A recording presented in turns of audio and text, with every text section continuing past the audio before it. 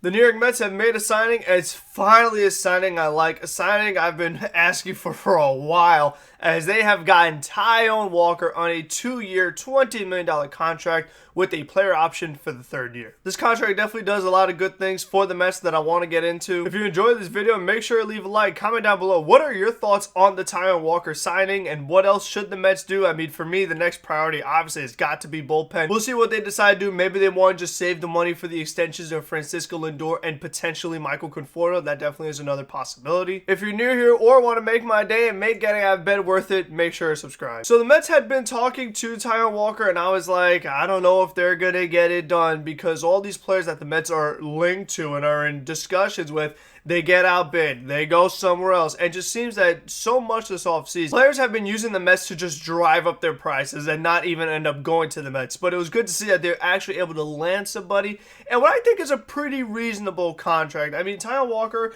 yes, he has his injury history, but when this guy is healthy, he could pitch really well. And what I've always liked about him since day one was the age. You know, being under 30, I felt was a nice sign compared to all these other pitchers that are over 30. So I believe that with Taijuan Walker, we might not have seen the best of him yet, whereas with a lot of these other starting pitchers like Jake Arrieta, we saw the best of them already. They're not going to get better. And even the contract details of the way the New York Mets did this, it's not too bad, because you're giving Taijuan Walker $10 million in 2021, $7 million in 2022, and then he has that player option in 23, which starts at $6 million and could go up to $8.5 million depending on how well he pitches. And then there's also a $3 million buyout on the player option. So the Mets definitely did a good job here of not tying themselves down too much. Obviously, a guy that has injury history like Taijuan Walker, you would like to make it a 1-year deal, but I mean, you probably weren't going to be able to get him. Like, I feel like another team, maybe the Phillies or the Blue Jays, would have been more willing to give him a multi-year deal, so you had to do something. You don't want to get outbid again. I mean,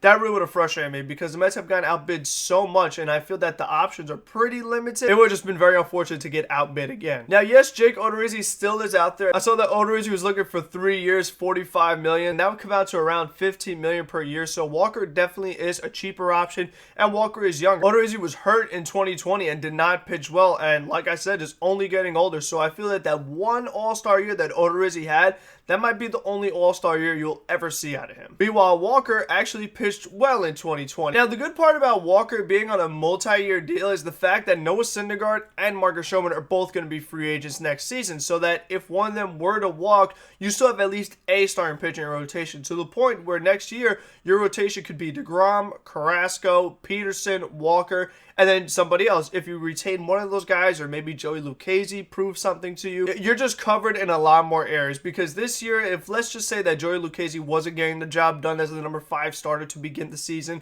at least you have Taijuan Walker instead. If Marcus Stroman were to get hurt again, at least you have Taijuan Walker. And my biggest concern was Syndergaard. I just think that when Noah comes back, if his velocity isn't there, I'm concerned about what kind of pitcher Syndergaard is going to be, because I don't think that he has learned how to pitch quite yet. I believe that Syndergaard relies on that hard fastball too much, and I just think that if his velocity isn't there, he might not be nearly as effective, so having Taijuan Walker as a backup option is not a bad thing. And it just goes for everyone. Like, if any other pitcher were to get hurt, whether it's Carrasco or Pearson, whoever, like, at least you have another starting pitcher that you feel semi-confident in. I know that they have made some moves like the Lucchesi, like the Yamamoto, and others, but still, I'd rather have Taijuan Walker over all those guys. What it comes down to is, why did the Mets not win in 2020? And one of the biggest reasons, probably the biggest reason, was the starting pitching. And the fact that Taijuan Walker will be making starts for you instead of Ariel Jurado or Robert Gsellman or Franklin Kilome or some of these other starting pitchers that we've seen through the years,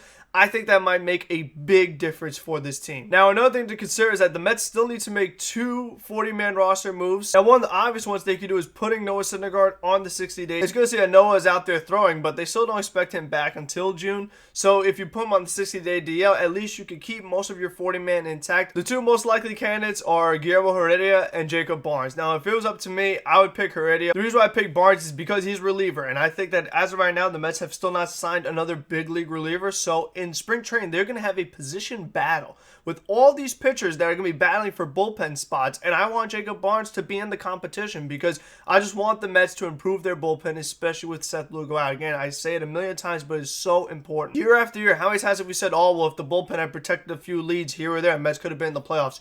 We've said that so many times that I just feel that I don't want to see it happen again. It can't happen again.